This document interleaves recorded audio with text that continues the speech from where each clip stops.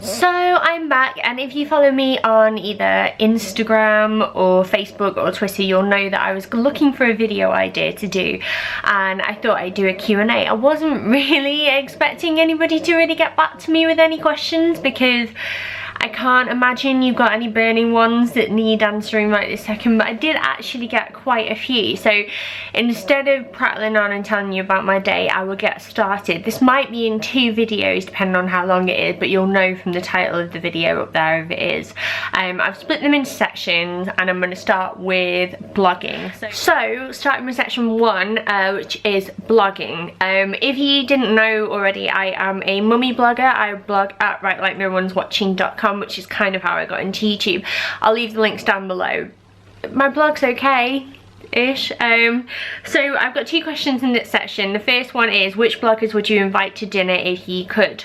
I've got some really close friends that are bloggers as well, because I've been doing it for quite a long time, so I could tell you these like quite easily. Alison from Not Another Mummy blog, Molly from Mother's Always Right, Katie, Mummy Daddy Me, Kelly, Domestic Goddess, Lucy Dear Beautiful,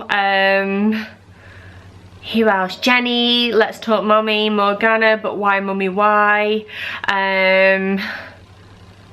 Oh god, there's too many to even like write down. There are so many. In fact, I'll leave some links down below of some of my like bloggy chums, and you should go and check them out. Number 2, did you have any help becoming a better photographer, or was it trial and error? Now, I'm really touched that someone even asked this, to be honest, because I don't particularly consider myself to be fan-dabby dozy at the subject of photography. In terms of like blogging, in terms of taking photos properly, I would say I've been doing that for about 2 years now. I've only had my DSLR for about 2 years, and I think if you go through like my blog or some of my older photos, whether on social media and stuff, you'll notice that there's a change, and I do think it's trial and error. The biggest thing for me was learning what kind of things I like to take photos of, and learning what my style was as well.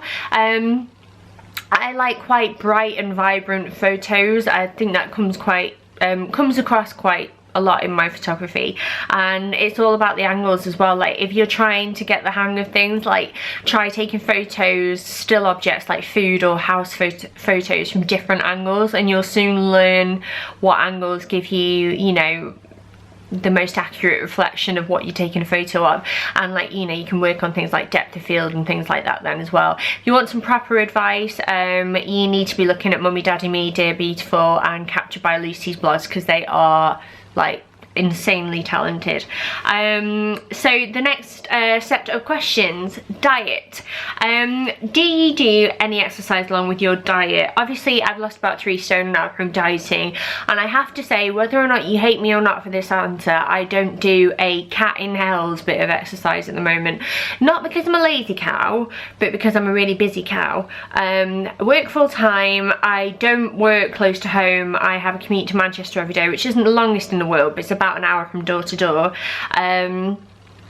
I also blog, which I feel like is a full-time job in itself, and I have a 2-year-old and a gorgeous boyfriend that I would like to stay that way. My boyfriend, he will always be gorgeous because he's lovely. Sorry, Mark. And you know, I just exercise at the moment is at the end of my, like the bottom of my like list, but I do walk quite a lot, and a lot of what I'm doing a lot of the time is just keeping busy. Like I'm always moving. Even if I'm sat down at my desk, I'm up and down asking people questions, and I feel like I'm quite a busy person. However, it's definitely an aim for this year to get back into exercise, because it's not just about losing weight, it's about being healthy too, and that's really important to me. Next question. What do you use to carry all of your Tupperware meals to work in? I'm just going to put my computer down here for a sec. I think it's like, how do I get it from like house to work when it's in little like Tupperware boxes? Firstly, I don't get massive lunch boxes like the size of my head, because they're really bulky and I never ever need to eat that much food. And so I always buy like this size ones, which is enough for me. and what I do is carry them in this monster, which is my Zara Office City bag, and you'll see it's like full of rubbish at the moment, but there's loads of room to here and I just stick it in there. I'm a big fan of a big bag. I can carry my MacBook, my work MacBook back and forth with this if I need to, because there's a padded section, and it's like Mary Poppins' bag. Let me know in the comments below if you want me to do a what's in my bag working mummy style, and I will do. And then final question in diet, what are your top 5 tips for weight loss and keeping away from junk food? If I'm breathing really heavily, by the way, it's because I've got a cold, sorry about that. My top 5 tips for weight loss and keeping away from junk food. Number 1, like, it's not gonna happen itself. You want to lose weight, you've got to want to do it. If you don't want to do it and your mind's not in it, like, come back to it when it is, because you'll only end up disappointing yourself and finding it harder than it needs to be. Number 2, look at like calories and like get your head around things. I don't mean this in a patronizing way, because calories used to be like completely alien to me. Like, I didn't know anything about them, I didn't even consider them. But you know, weigh up your calories. Use apps like MyFitnessPal to weigh up like whether or not you could have more fruit versus a chocolate bar, because the fruit will fill you up and you get nutrients from it too. Number 3, if you're finding it really hard, paint your nails, because then you can't rustle in crisp packets because you'll get nail varnish everywhere and ruin your manicure, which is never ever anything you want to do.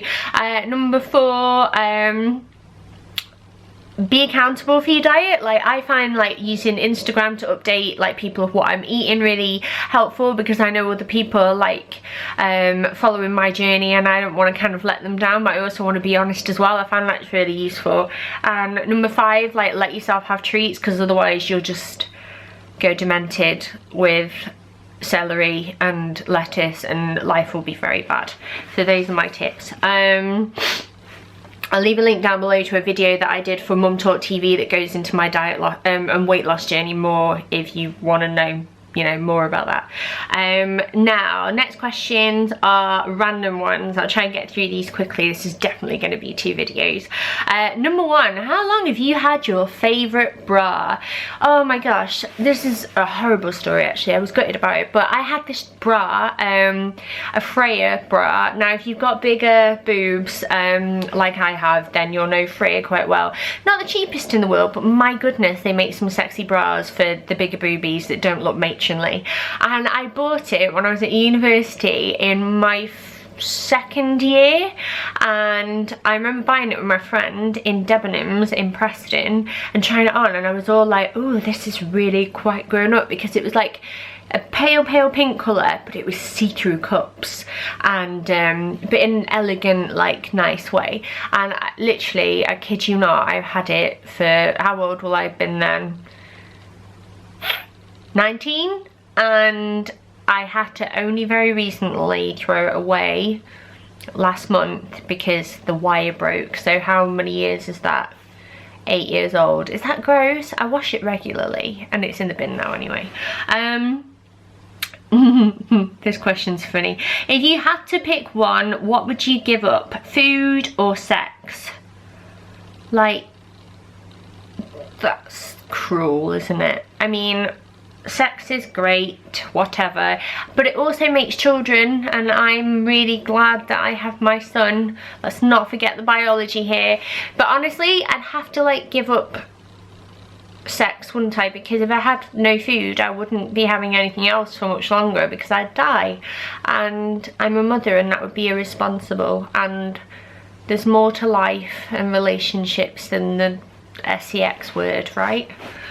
Anyway, if I gave you £1,000 right now to treat yourself and only yourself, what would you buy?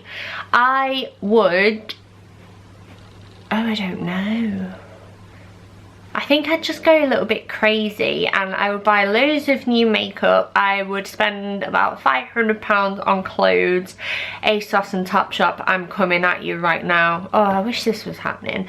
And I don't know, like I get really like giddy off home things, so I might treat myself to some home stuff ready for when our house has been renovated. And maybe some techie stuff, like some camera, like a ring light or some box lights for the filming. I don't know. I've never had £1,000 to spend on myself before. That'd be really difficult. But nice question. What fake tan do you use? I brought this down to show you and I've temporarily lost it. Here we go. So I use fake tan wise, I use the Palmer's Cocoa Butter formula. It's the natural bronze body lotion and it's a gradual tanner, but I only put this on twice a week. Say if I put it on a Sunday night and then I put it on maybe like a Wednesday, Thursday night. This stuff is so good. Yeah, it's a bit tanny, but it does smell like cocoa butter at the same time, so you kind of smell like a cocoa-y biscuit rather than just a biscuit. And I put it on before bed. It's full of vitamin E. It's really soft on the skin and the tan colour is brilliant. I always put it on with a mitt in case you were wondering, and I am a tanning pro now so I don't get streaks, and practice makes perfect. But I love this stuff and I think I've bought about 20 bottles in my lifetime and I won't really use anything else because I don't see the need. Next one, favourite gin. You know what, for as much as I like gin, I will just take gin in whatever form it comes. Like, I'm not actually that picky. I do like slow gin, and I did make a raspberry gin one Christmas, which was like the best thing I've ever tasted in my life ever. But I'm kind of like, I don't know, I feel like a gin whore. I'm just easy when it comes to gin. It makes me happy. But it has to be really good tonic water. None of the cheap stuff, and it has to be perfectly fizzy. Otherwise, I'm not all about that. Next one, what 3 beauty products would you take to a desert island? Well, assuming that it'd be warm, I would have to take some sun cream so my skin doesn't get damaged, and I would probably take some lip balm and a mascara, and I would just rock like surfer chick like style. That'll do, right? I mean, yeah, those things. They're boring, but let's face it, when you're on a desert island you wouldn't want like a red lip, I don't think, anyway.